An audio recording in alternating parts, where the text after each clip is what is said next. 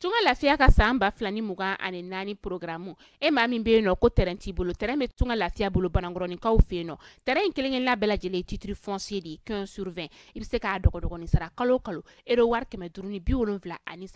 awɔ euro wari 573 fo san kelen o kɔnɔna la walima euro wari 380 kalo 18 kɔnɔna la terrain yɛrɛ musaka ye sefa wari $4,000 ani 500 ye n'i tilala terrain sarali la terrain papier ale be kɛ i ta ye e maa min fana be yen nɔ ko terrain b'i bolo i be fɛ k'a jɔ a musaka bɛɛ t'i bolo yɔrɔnin kelen i be se k'i sen no tunga lafiya ka tɔn na ni o ye pari ye n'o ye sojɔ tɔn ye o kuma la san 2024 tɔgɔ sɛbɛn olu daminɛna villa simple ale ye $26,000 ye a tɔn wari ye euro wari 580 ye étage duplex ale ye $42,000 ye a tɔn wari ye euro wari 780 ye ni be fɛ ka i tɔgɔ sɛbɛn a wele an ka nɛgɛjuru sira la e maa min fana be yen nɔ ko appartement ka di ye tunga lafiya bɛna appartement kɛ banangɔrɔninkaw fe yen nɔ appartement sɔngɔ ye $24,000 ye i be se k'ale fana dɔgɔdɔgɔni sara euro wari 720 fo san 4 o kɔnɔna la awɔ san 4 tunga lafiya nana tungaranke olu lafiyali kama o kuma la an ka nɛgɛjuru sira a y'o banba 00223 72 18 42 47 walima 00336 41 94 03 80 tunga lafiya ka laɲini ye fɛn min ye maliyɛnden minnu sigilen bɛ jamana kɔ kan u bɛɛ ka se ka so kelen-kelen sɔrɔ ba maliba ale kɔnɔna la.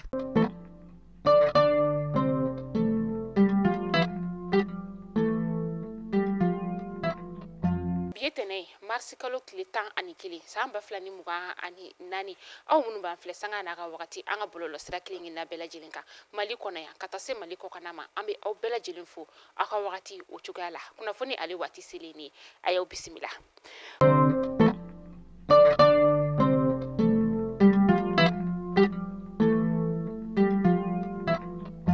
kunnafoni daminɛla bi juma tɛmɛnen n'o bɛna marisi kalo tile 8 ma san 2024 an ka cɛmancɛ fanga jamana ɲɛma n'o ye kolonɛl Asimi Goyita ye a farala mali musow kan ni ka don kɛrɛnkɛrɛnnen min n'a ɲɛsinnen bɛ musolakaw ma ni o ye 8 marisi ye k'a don ni ka a ɲɛnamaya musolakaw olu bolo min ni a kɛra an ka faaba kɔnɔna la yan nɔ palais de la culture Amadu Ampatiba ale kɔnɔna la n'o bɛ an ka sigida 4nan faaba kɔnɔna la yan nɔ maaba caman olu tun bɛ kɛnɛ kɔnɔna la ni o ye gouvernement maaw ye an ka minisiri ɲɛma n'o ye dɔgɔtɔrɔ Choguel Kokala Mayiga ye ale tun bɛ yen nɔ ka taga se CNT o ɲɛma ma ani an ka ministre d'État olu bɛɛ lajɛlen tun bɛ kɛnɛ in o kɔnɔna la an ka cɛmancɛ fanga jamana ɲɛma n'o ye colonel Asimi Goyita ye a ye kuma ta a ka kuma kɔnɔna la a y'a yira k'a fɔ ko yelen kɔni o bɛna sigi musolakaw olu ka gouvernement ale kɔnɔna la min ni fanga kɔni bɛna di musolakaw olu ma ka tila tuguni ni ka taasibila kɛ ka ɲɛsin musolaka minnu ni olu tora banbagaci wale tigilamɔgɔw ka bingani wale o kɔnɔna la a ye taasibila kɛ ni ka ɲɛsin olu musolakaw ma. Kiri tigilamaw olu ye tɛgɛ da Abdulkader Mayiga ale kan ni ale ye ladiliba ye primature o kɔnɔna la an ka ministre ɲɛma dɔgɔtɔrɔ Choguel Kokala Mayiga o masuruma dɔ fɛnɛ o don tɛgɛ dara ka jumadon marisi kalo tile 8 san 2024 ka sababuya kɛ ko a ye dɔgɔyamali ni ka o kɛ jama la kunnafoniya in kɔni a bɔra kiri tigilamaw olu ka yɔrɔ la damakasi sɛbɛn fana donna a juguya la parti MPJ faso yelen maaw olu fɛ a ka kiri o bilalen don ka avril kalo tile 25 nata o makɔnɔ. An ka jamana marabaw ka taga se fɛn min ye banki ka fara ɲɔgɔn kan jɛkulu min bɛ yen nɔ olu kɔni ye bolo di ɲɔgɔn ma ni ka o kɛ ka bolonɔbila sɛbɛn fana ka o kɛ walasa ka se ka juru ni ka o don EDMS ale la juru min n'a bɛ t'i jɔ fo sefa wari miliyari 260 la a kun ye min sa o de ye ka se ka tajiko ni ka o nɔgɔya ka dɔbɔ kurantigɛ banbali la an ka jamana o kɔnɔna la yan nɔ maa minnu tun bɛ kɛnɛ ale kɔnɔna la sa an ka minisiri bɛ yen nɔ ni ale ɲɛsinnen bɛ an ka nafoloko koɲɛw olu ma ni o ye Alhussein Sanu ye ka taga se EDMS ale ɲɛma ma ni o ye Abdulayi Jibrila Jalo ye ale ni fara ɲɔgɔn kan jɛkulu min bɛ yen nɔ ni a ɲɛsinnen bɛ banki koɲɛw olu ma ni o ɲɛma ye Madame Kone Aissata Sidibe ye olu de kɔni bolonɔbila sɛbɛn ni ka o kɛ EDMS a bɛna ni juru in ni ka ale sara san 6 o kɔnɔna la o bɛ tila ka san 1 fɛnɛ ni ka o d'u ma fufalaki. Wagati in na CNT ale kɔnɔna la a yugubalen don dɔɔni fɛn min ye colonel la major Num Dabitaw ye ni ale ye CNT waribon tigilama ye ni commissariat des armées fana ɲɛmakɔrɔ o do a ye a ka baarabila sɛbɛn ni ka o di CNT ɲɛma ma ni o ye Maliki Jaw ye walasa ka se k'a yɛrɛ bila kiiri tigilamaw olu ka bolo kan u ka se ka u ka sɛgɛsɛgɛli ni ka o kɛ cogoya min na sɛgɛsɛgɛli min ni a kan ka boli fɛn min kan o de ye an ka finitigilakaw olu ka minanko koɲaw ye. Ni wagati na sanfɛ kalanden maa 4 olu kɔni gɛnna ka bɔ sanfɛ kalanso ale kɔnɔna la a bɛ tile damadama bɔ a kunnafoniyaw kɔni olu bɛ bɔlɔlɔsiraw olu fɛ sanfɛ kalanso min ni ale bɛ wele Institut Universitaire de Gestion UG ka taga se Faculté Histoire et Géographie ma ale ni Université des Sciences Sociales et de Gestion an ka faba kɔnɔna la yan nɔ ni maa ninnu kɔni gɛnku kɛra fɛn min ye o de ye a yɛrɛla k'a fɔ ko maramafɛn kɔni sɔrɔla u bolo ka taga se gazi o fɛnɛ ma min n'u bɛ bingani wale ta ka kalandenw olu sɛgɛrɛ Badilabugu kalanso o kɔnɔna la san 2023 o kɔnɔna la ni kalanden ninnu kɔni ka gɛnni sababuya o bɔra o la a kalanden dɔ bɛ tali kɛ Abubakar Kulibali Jaturu Jara ka taga se Masa Abdulayi Tarawele ale ni Joni Sire o ma o tun tɛ bingani wale min ni ale fana kɛra février kalo tile 28 tɛmɛnen san 2024 o maa ni maa ninnu fana tɛ kelen ye.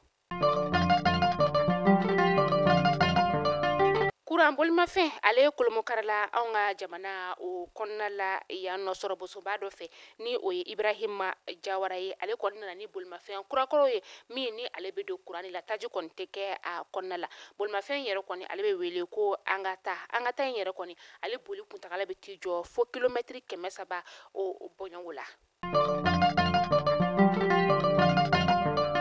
Te min n'ale tɔgɔ bɛ maliyɛnden bɛɛ da an bɛ don min na i n'a fɔ bi o de ye Tezuleka ye Tezuleka a nana don maliyɛndenw ka te nimisi wasa ale kama koyi o kuma la kunkolodimi banbali bɛ e mɔgɔ min na farikolo bɛɛ dimi bɛ e mɔgɔ min na farikolo kɔni ale mɔgɔ bɛ ni na lafiya ani ni la wasa de la Tezuleka de bɛ se ka o k'i ye Tezuleka maliyɛndenw ni lafiya yɔrɔ de don koyi Tezuleka a san i ka galon bɔnda i ka se k'a dɔn ka fɔ ko Tezuleka ale kɔni te tɔw olu ti kelen k'a fɔ ko n ye n ka te san n ye premier wuli ka deuxième wuli ko n ka deuxième k'ale ɲɛ jɛra o tɛ Tezuleka ye dɛ Tezuleka premier n'a deuxième bɛɛ lajɛlen ɲɛ de ye kelen f'i bɛ tila ka i yɛrɛ sɔsɔ a la tuguni n'o y'a sɔrɔ ko premier de tɛ deuxième ye e mɔgɔ bɛ a camion fa santa la sa Ibrahim Ɲagadu ale ka nɛgɛjuru sira kongo a taara i kɔngɔn fa la ni ka n'a ton suguba o kɔnɔna la nɛgɛjuru sira 70 06 06 61 walima 65 65 65 97 walima tuguni 72 08 19 91 Tezuleka tew ka lagari Tezuleka tew ka mandi o kuma sansa i ka galonbɔne da.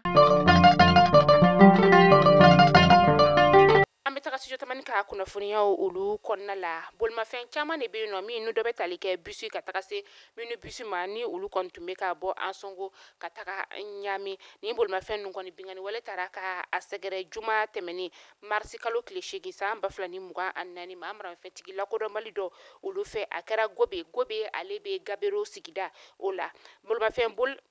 Gobe ale bɛ Gabero sigida o la dugutagala ninnu kɔni bololaminɛw kɔni bɛɛ lajɛlen minɛn'u la bingani wale tigilama ninnu olu fɛ ka taga se u bolola telefɔni olu ma seerew y'a yira k'a fɔ ko binganikɛla ninnu yɛrɛ kɔni taara ni bolimafɛn bolola ninnu dɔw yɛrɛ ye kungo kɔnɔ. Wagati na jiko gɛlɛya kɔni bɛ kosɛbɛ maa minnu kɔni bɛ yen nɔ ni kɛlɛ y'u bɔ u sigiyɔrɔ o la a maa caman bɛ yen nɔ u y'a yira k'a fɔ ko jiko gɛlɛya fɛ olu kɔni bɔra u sigiyɔrɔ olu la nka nin wagati na jiko gɛlɛya min bɛ u kan a ji yɛrɛ kɔni tɛ ka sɔrɔ ala hɛrɛ la u bɛ ji ta kɔ de la ka taga se baji o ma dɔw ka fɔla sa ko baji in yɛrɛ kɔni ni u y'a min a bɛ kɛ sababu ye ni ka kɔnɔfuni yɛrɛ de kɔni o bila maa dɔw olu la ji yɛrɛ kɔni ale barigo yɛrɛ kɔni feere fo sefa wari 200 ka taga se sefa wari 400 ma n'o o wari tɛ maa min bolo sa e kɔni wajibalen don ni ka e kunda baji kan walima ki e kunda kɔji o kan min yɛrɛ kɔni ni ale yɛrɛ kɔni min man di.